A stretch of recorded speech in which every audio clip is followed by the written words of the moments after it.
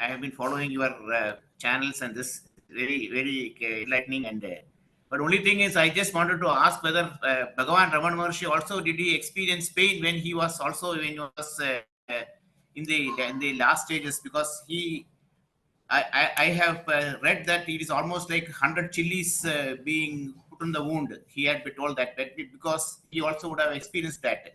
Yes, so he said when he was asked, when he was asked, is he not in pain? He said, yes, there is pain. It's like if you crush 100 chilies and rub it in the wound, it's so much pain is there, but that pain is not other than me. For him, because he was free of likes and dislikes, he had no, whatever may be experienced, it doesn't affect him. That is the more superficial answer. The deeper answer is, the Bhagavan who was in pain was the person we take Bhagavan to be. That is, in our view, Bhagavan is a person who lived for 54 years in Tiruvannamalai, and who was so kind and loving to all who came to him, who answered people's questions, who wrote Arunachala, Aksharamlai, Uludu Napadu, Upadeshundia, Nana, and all these works, who answered people's questions, who cut vegetables in the kitchen, who loved to do giri pradakshina, and who eventually got cancer and at the age of 70 passed away of cancer. This is Bhagavan as he appears to us, but this is not Bhagavan as he actually is. What Bhagavan actually is, as Bhagavan often used to say, jnana me jnani. Jnana alone is the jnani. So Bhagavan is actually the infinite space of pure awareness.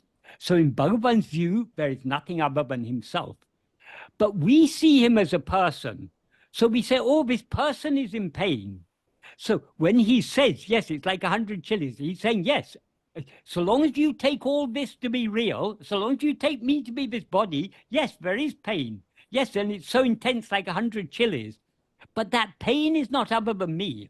That what he means is none of these things that we see this as one thing as painful, one thing as pleasurable, all these differences don't appear in his view because he sees everything as himself. That is, what we see as all these many phenomena, as pain and pleasure and disease and health and birth and death and all these existence, non-existence, knowledge, ignorance, all these pairs of opposites, all these, we see all this multiplicity, but he sees only one. As he says, when one knows it, when by investigating the reality of the first person ceases to exist, second and third persons will cease to exist, and what remains shiny as one, that is the real, that's our real state. He is the one. So in his view, there are no many, but we see him as one among the many.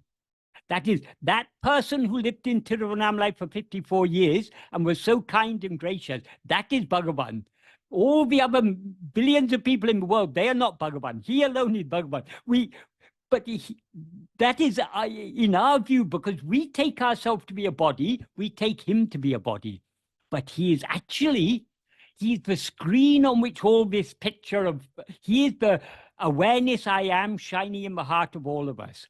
As he says, when he was asked whether he's an incarnation of Subramanya or this God or that God, what did he answer? Ariyati Tarajivara Dahavari Jagohayil Arivairami Paramatuman Arunachala Ramanan.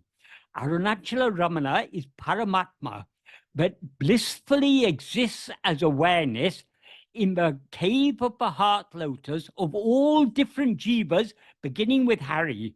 So from the highest God to the smallest insect, he is that which is shiny as the awareness I am in all of them. So because we have a limited view of him, it seems to us, oh, Bhagavan suffered from cancer, he had so much pain, and when the operation was done, how painful it would have been. Yes, that all seems true from our point of view. But But that's only our ignorant point of view. Bhagavan is actually untouched by anything. Just like, as Bhagavan often used to say, if you go to a cinema and watch a film, you'll see raging forest fire, but the screen isn't burned. You'll see a great flood, but the screen doesn't become wet. Bhagavan is that screen on which all these pictures appear. He is ever unaffected by anything, because he is the one in whose view only one exists. We see the one as many, and so we have all these. It seems to us Bhagavan was in pain.